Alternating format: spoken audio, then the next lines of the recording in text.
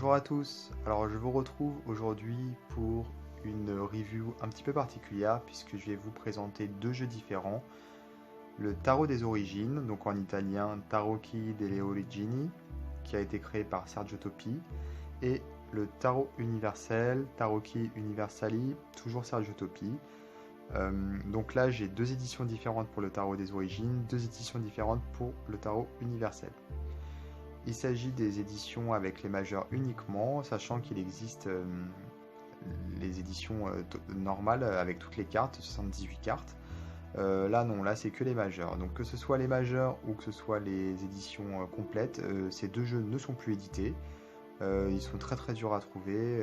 Voilà, sur internet, ils partent très vite quand quelqu'un les met à vendre à des prix totalement affolants.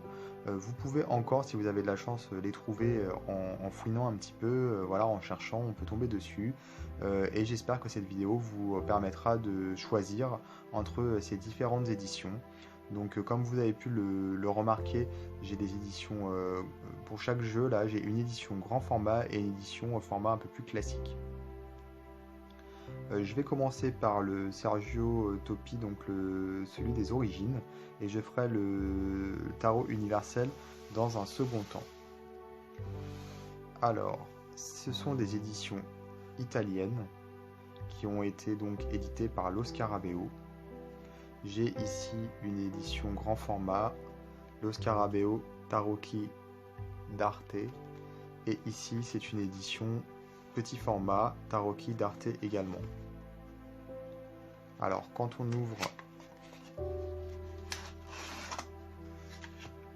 ces jeux, voilà ce que ça donne. D'un côté, on a donc un gros livret qui reprend beaucoup d'informations en italien sur l'ensemble des jeux d'une manière générale. On a plein de photos de différents jeux. C'est un petit peu un historique du tarot, avec des méthodes de tirage. Mais en aucun cas, ce livret est spécifique à ce jeu, puisqu'on retrouve exactement le même livret dans ce jeu-ci. Voilà. Donc on a un livret voilà, qui reprend l'historique, mais qui n'est pas spécifique à ce jeu. Et on a ensuite les cartes qui sont insérées dans un petit plastique pour éviter qu'elles se baladent partout dans la boîte, que la boîte est un petit peu trop grande. Et on a une boîte qui est d'une texture un petit peu différente de ce qu'on peut avoir en règle générale. On a l'impression que c'est du papier canson fortifié, enfin comme si c'était du carton papier canson très épais, style carton. On sent une texture un petit peu en relief. C'est plutôt agréable au toucher. Pour cette édition, on a une sorte de fourreau avec un carton qui protège les cartes.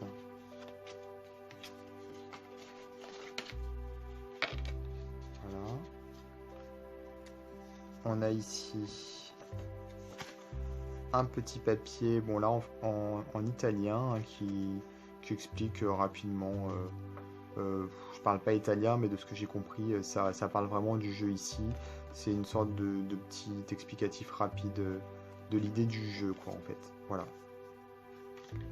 Et on a les cartes ici, qui sont donc beaucoup plus grandes.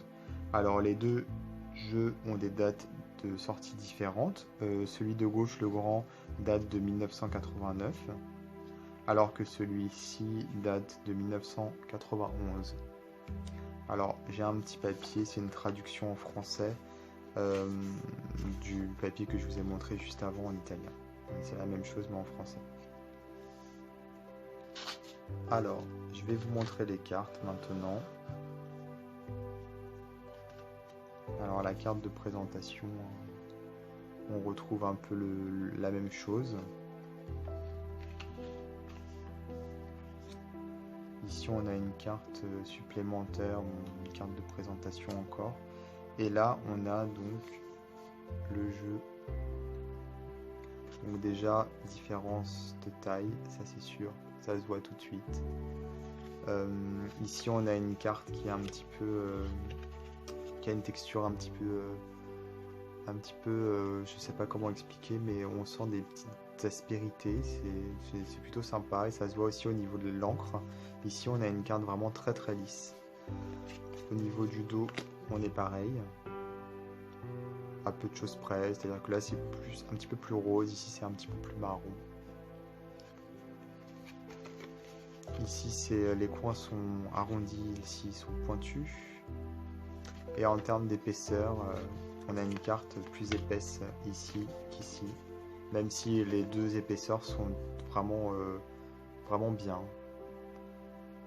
Donc pour être honnête, j'aime beaucoup la taille forcément de ce jeu, mais j'aime la texture de celui-ci, il a un peu plus de relief en fait dans la texture. Au niveau de l'impression, on est à peu près pareil au niveau des couleurs, on n'a pas vraiment de différence, c'est pas flagrant. À part au niveau du dos, comme je le disais, le reste est plus ou moins identique. Donc pour vous montrer le jeu, je vais continuer sur la grande édition, puisque de toute façon, comme je le disais, c'est la même chose, sauf au niveau de la taille. Alors c'est un jeu qui, comme son nom l'indique, fait référence aux origines, donc vraiment à la toute base du chamanisme.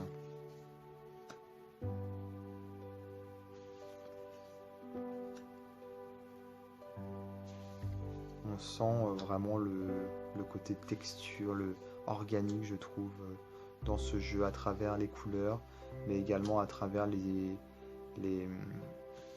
sujets d'illustration. C'est un jeu qui est très puissant.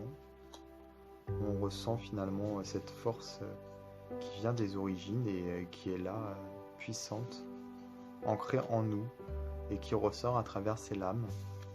Très très belles lames. Énormément de couleurs, de symbolisme.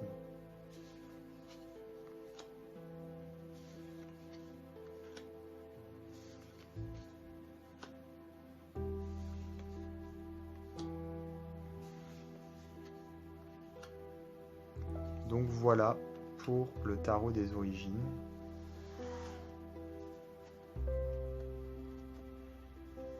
Je vais à présent passer au tarot suivant, donc c'est le tarot universel. Je fais un petit peu de rangement sur ma table. Et donc on a deux éditions différentes également. Ici on a la même chose que tout à l'heure, donc le Tarocchi d'Arte Lo Scarabeo, alors qu'ici on a une édition qui est encore différente, c'est la collection Lo Scarabeo Fantastico.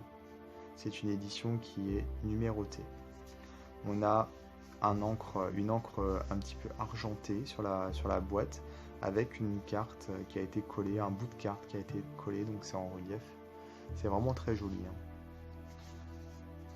Donc cette édition s'ouvre comme la grande édition de tout à l'heure, même si c'est pas la même appellation, puisque là on est sur Lo Scarabeo Fantastico. On a un hexagramme du Viking ici en plus, avec l'encre argentée également. Un petit fourreau pour protéger donc les cartes avec un petit bout de carton en plus. Et on a comme tout à l'heure un petit papier, donc là j'ai que le français, j'ai pas le papier en italien, j'ai que la traduction. Donc c'est une introduction rapide, vraiment rien d'exceptionnel. Donc le jeu est numéroté 935 ici, sorti en 1988.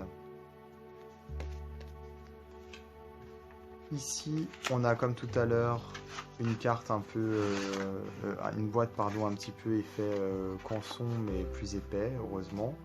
On a le même livret, donc ça sert à rien que je vous montre, c'est exactement la même chose.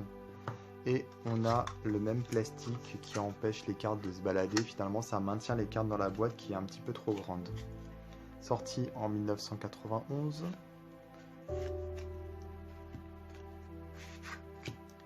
Et voilà, on a encore cette fois une différence de taille.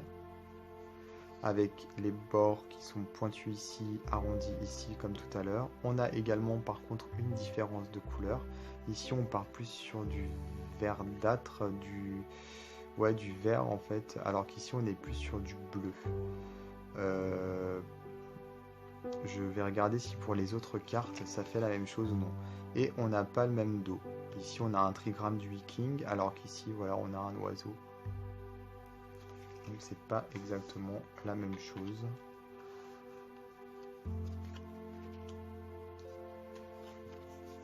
Alors pour les couleurs sur cette carte par contre on est pareil. Il n'y a pas de différence de couleur par contre ici.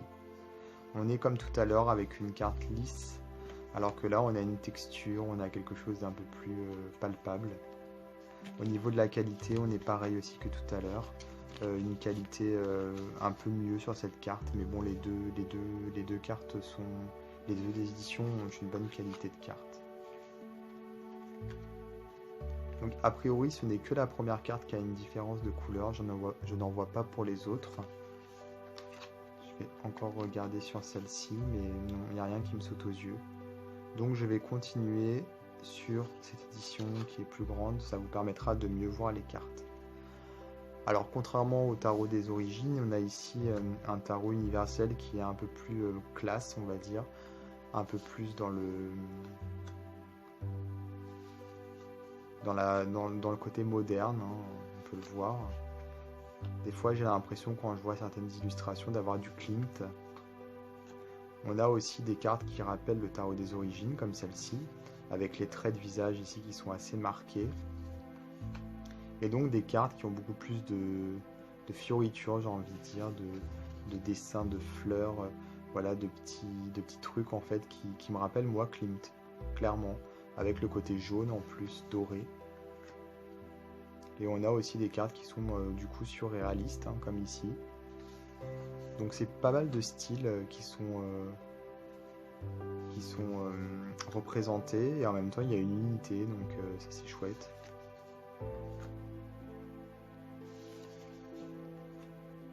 On retrouve le style de l'artiste de toute façon, ça c'est sûr et certain.